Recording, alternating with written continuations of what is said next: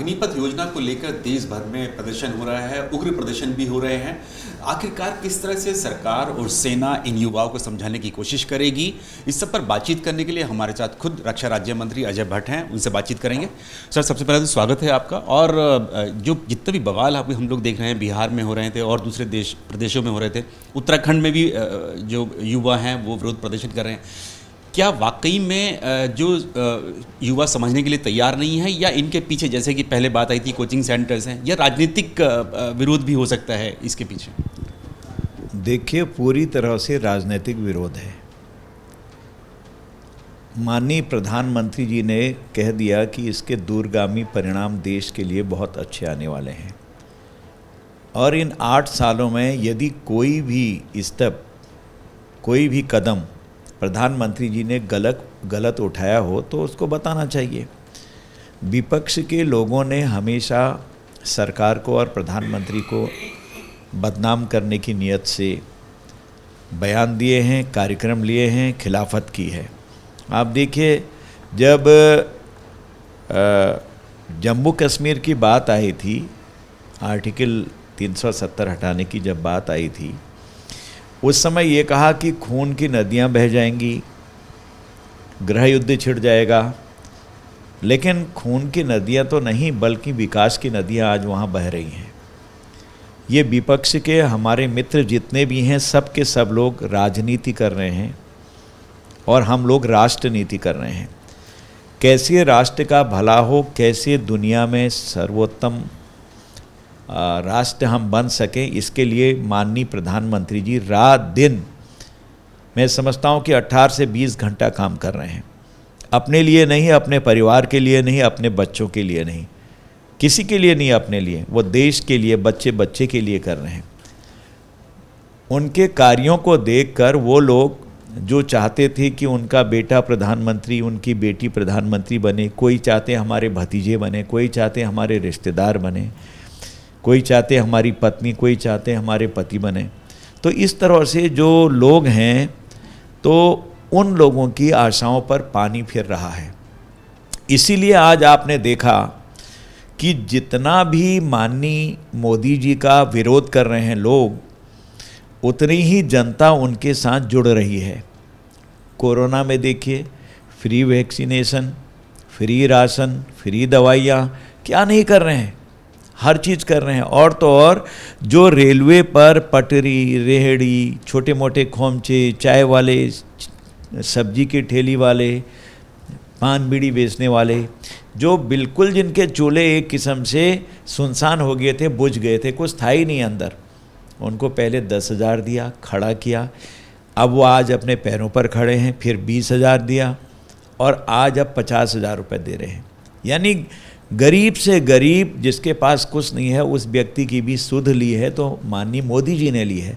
तो उनकी सरकार पर, हमारी सरकार पर, उन पर आरोप लगाना, ये एक खिसियाहट है विपक्ष की।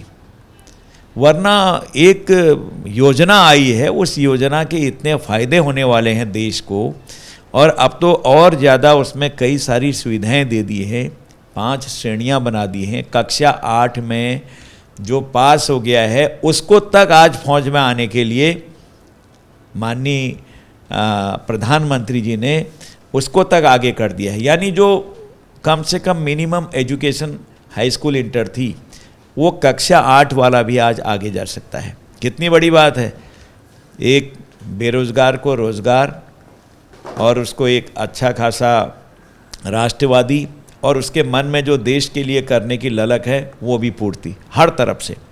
तो इसलिए जो विपक्ष कर रहा है वो अच्छा नहीं है। हम तो बार बार कहते हैं कि गैर जिम्मेदाराना कार्य विपक्ष द्वारा नहीं होने चाहिए, ये लोकतंत्र के लिए खतरा है।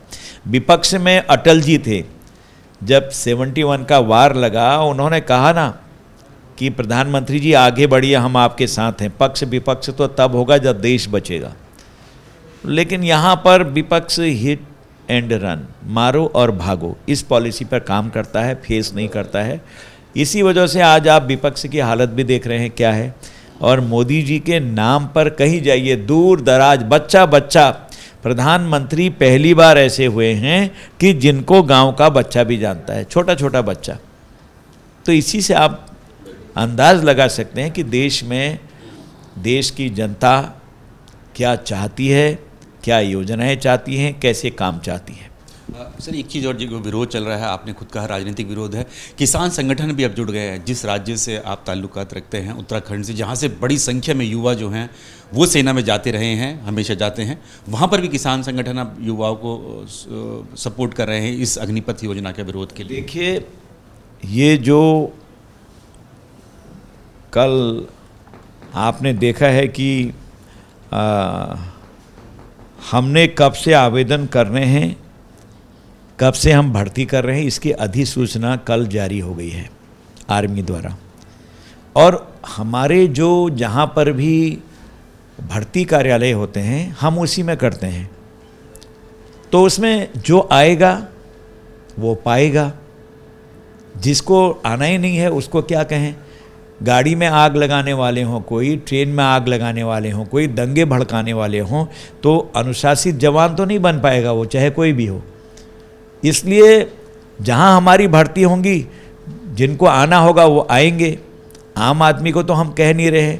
और जब हम फ़ोटो देख रहे हैं टेलीविज़न पे, अखबारों में, कौन लोग हैं, वो न जवान हैं न वो उस किशोरावस्था के हैं जिसके अनुसार भर्ती होनी है। वो तो एकदम से कोई 40 साल 45 साल के हैं और अपने आप नज़र आ रहा है कि उनकी इंटेंशन क्या है, वो क्या चाहते हैं कि किसी भी तरह से ये योजना फेल हो। देश की सुरक्षा करना हमारा काम है, देश को आगे बढ़ाना हमारा काम है। कई देशों की रक्षा प्रणाली का अध्ययन करने के बाद एक बहुत ही सटीक योजना हम लाए हैं, तो उस पर उसके परिणाम देखिएगा भविष्य में कितने अच्छे होते हैं। और जो विरोध करने वाले लोग हैं वो हमेशा विरोध करते रहे हैं, विरोध करते रहेंगे। सर्जिकल स्ट्राइक में आपने देखा पाकिस्तान की भाषा हमारे विरोध के मित्र बोले, एयर स्ट्राइक करी, आतंकवादियों के जितने ठिकाने थे ध्वस्त करे, उसमें आनंद नहीं आया हमारे विपक्ष को। उसमें भी आप वही भाषा शैली बोले जो पाकिस्तान बोल रहा था, प्रमाण मांग रहे थे कई जगहों पर। विपक्ष का ये भी आरोप है कि ये जो प्लान है, स्कीम है, ये सरकार की स्कीम है, लेकिन अब उसको डिफेंड करने के लिए सरकार ने सेना को आगे कर दिया है। देखिए, ये सब आरोप और प्रत्यारोप लगाने का उनको अधिकार है, वो लगाते रहते हैं। काम दिखाई देता है, हर जगह पर काम दिखाई दे रहा है। आज हम विश्व में नंबर 1 देश बनने के लिए जा रहे हैं। माननीय प्रधानमंत्री जी पहली रेटिंग में भी नंबर 1 आए, दूसरी बार जब रेटिंग हुई उसमें भी नंबर 1 आए। भारत ने नहीं दिया उसमें अकेले, विश्व की तरफ से आया है। तो इसलिए ये कह देना कि ये सरकार की स्कीम है, सेना किसकी है? विपक्ष को इतना तो ध्यान आना चाहिए, सेना किसकी है? क्या यहाँ पाकिस्तान जैसी व्यवस्था है क्या? सेना बाहर की है क्या? हमारी सेना है, हमारे इंजीनियर्स हैं, हमारे साइंटिस्ट हैं।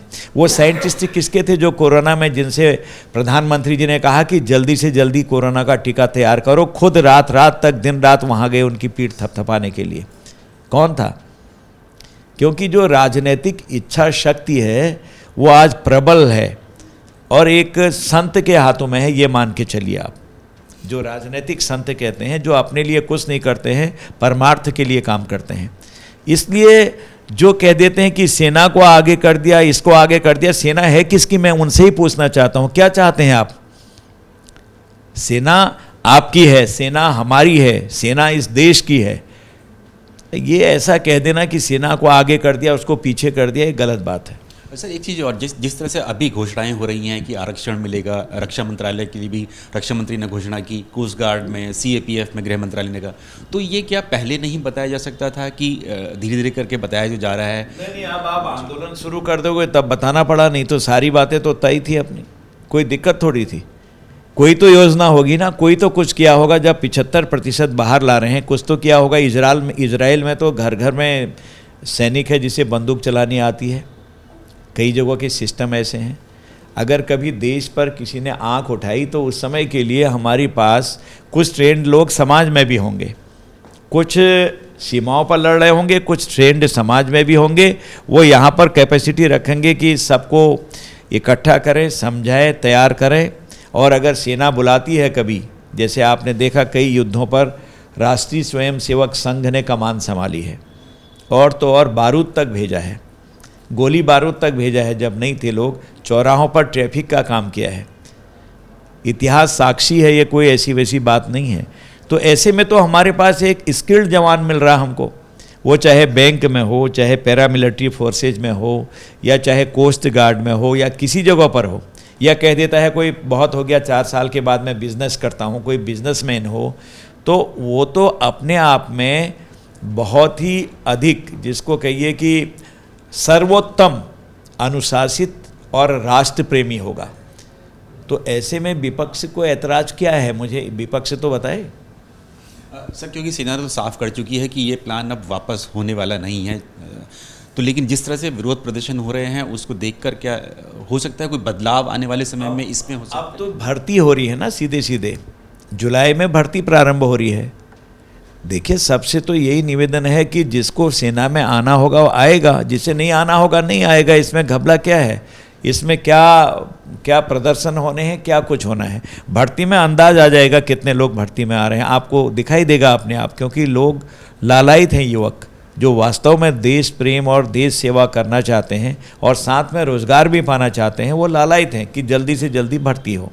सर, युवाओं के लिए आखिर में क्या अपील करना चाहेंगे इस अग्निपथ योजना के लिए, अग्निवीर बनने के लिए? कहीं से कहीं तक जो विपक्ष भ्रमित कर रहा है, भ्रम जाल में फंसने की आवश्यकता हमारे युवकों को नहीं है। ये एक स्वर्णिम अवसर है अपना भविष्य बनाने का और राष्ट्रभक्ति करने का। धन्यवाद। तो ये थे हमारे साथ रक्षा राज्य मंत्री अजय भट्ट, जो बता रहे हैं कि ये जो विरोध प्रदर्शन हो रहे हैं इनमें अधिकतर जो राजनीतिक विरोध हो रहा है, और युवाओं को इस अग्निपथ योजना का, क्योंकि इसकी भर्ती अगले महीने से शुरू होने वाली है, रजिस्ट्रेशन भी शुरू होने वाले हैं, तो उसमें आकर देश सेवा और देश की सुरक्षा करें, और इस तरह के विरोध प्रदर्शन में जो राजनीतिक विरोध हो रहे हैं उसमें भ्रमित ना हो। कैमरामैन कपिल मिश्रा के साथ नीरज राजपूत, दिल्ली।